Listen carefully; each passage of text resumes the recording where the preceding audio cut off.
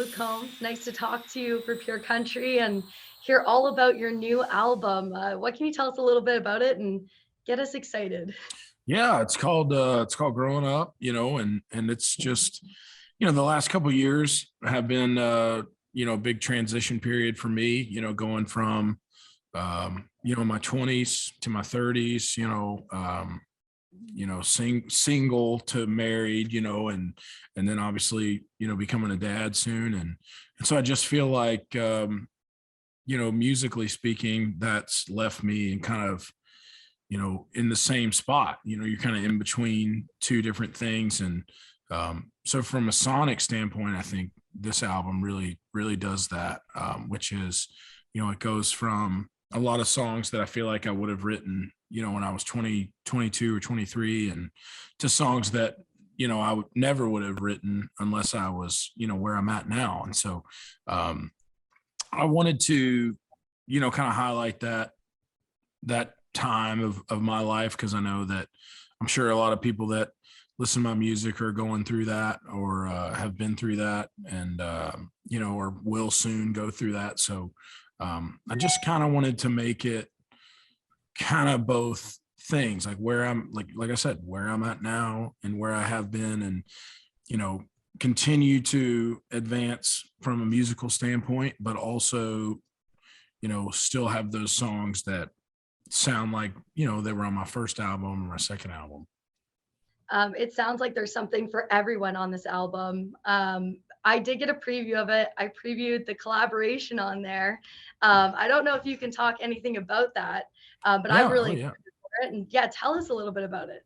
Yeah, it's great. I love been a big fan of Miranda's for a long time, and I think she's such a great songwriter, and been a huge fan of her stuff for so long. And so it just kind of came about. We had met in passing a few times, and just had the managers get together because we had talked about we should write some time, and found us a day to write, and ended up pulling in my buddy Dan to write with us, and we came out with this song. And when I went to record it, I was just like, man, you can't write this song and not have her on there. So I'm super pumped that she was willing to do it. Super pumped to have her on there too. I feel like in her music as well, she has gone through those life changes too, and she's put out a whole host of different music too. So she probably fits Yeah. with your vibe overall really well. Yeah, definitely. I mean, I think, she's been, one of the best songwriters, especially songwriter artists that country has ever seen, so a very, very prolific. And so, yeah, I'm a big fan, and I hope she likes this song as much as I do. Yeah. Speaking of people liking the songs, TikTok has been a force for music over the last little bit. You've been a force on this app too, which has kind of been nice because we get like a little sneak peek of what you're working Sure. on and writing on.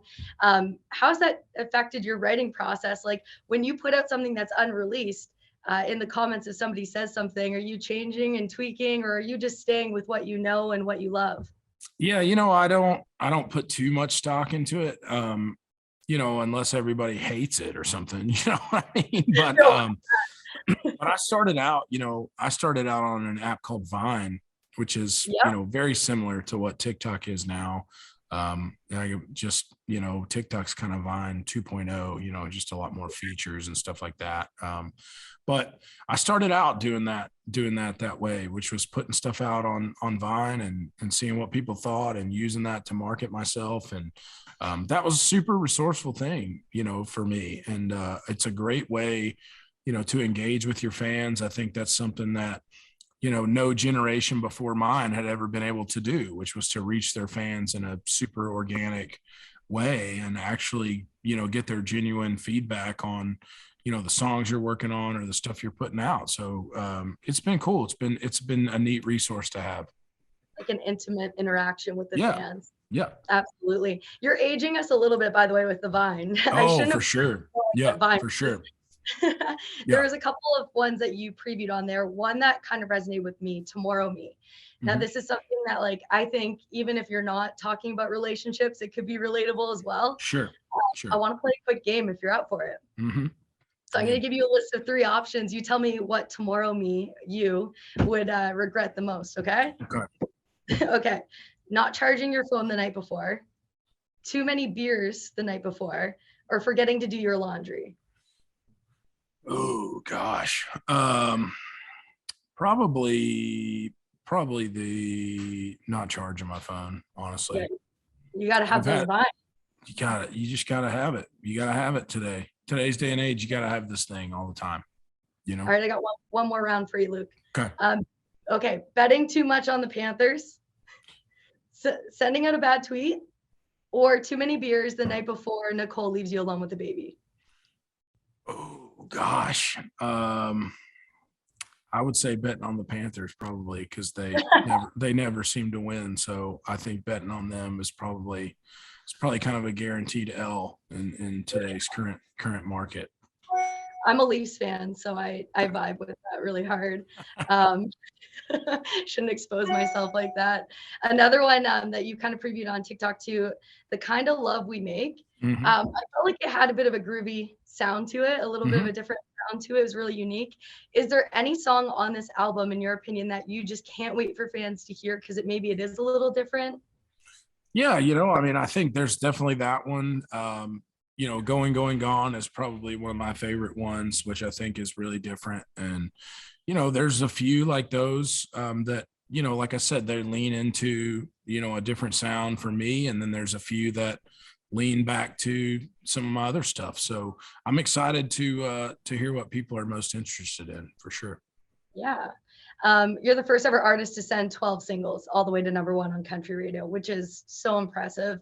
It's surreal. So like when you get ready to make another single, or you put out an album like this, do you feel excited, or does it take away from the excitement a little bit?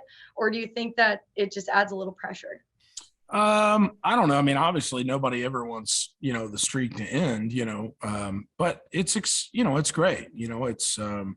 It's great to know that people have loved my stuff so much for the last couple of years, and hopefully that keeps going. But I think if you start worrying about that, you're behind the eight ball already. If you're worried about, I gotta, get another #1, or I gotta get another hit, and then I think you're kind of, you're driving in reverse a little bit. Yeah, you're not being true to you. Right. Before I let you go, I did notice that your date's pushed back a little bit in the fall here in Canada. Would I be wrong to speculate Baby Combs maybe has something to do with that? Oh, we couldn't get in. What? They wouldn't let us in.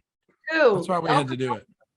Yeah. So it was like there was just a ton of logistical stuff going on that was really out of our control. And so we didn't want to come up and like do 2 shows and then go home and then have to move some and we wanted to do them all at the same time and just make it feel like a thing, make it feel like a real kind of, mini Canada tour thing.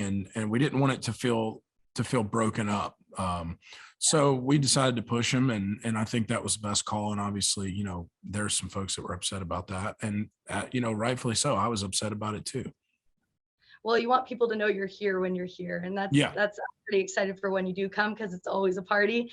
Before I let you go though, we did talk about Baby Combs just a little bit. What kind of dad do you think you'll be? Are you over the moon excited? I think that's kind of a given, but are you what do you anticipate your fortes, your strengths as a dad are going to be? Man, I don't know. I just can't wait to like force a sport down his throat that that he doesn't love or something like that, I guess. No, I'm just excited. You know what I mean? I think it'll be fun, getting to figure out what he's into and what kind of stuff he likes to do. I think will be neat. Make him a Panthers fan, make him regret it a little bit. Yes, absolutely. Well, Luke, it's been awesome talking to you here with Pure Country, and I really appreciate it. And we can't wait to see you when you come to Canada. Awesome. Thanks. Appreciate you having me. Thanks, Luke. Bye.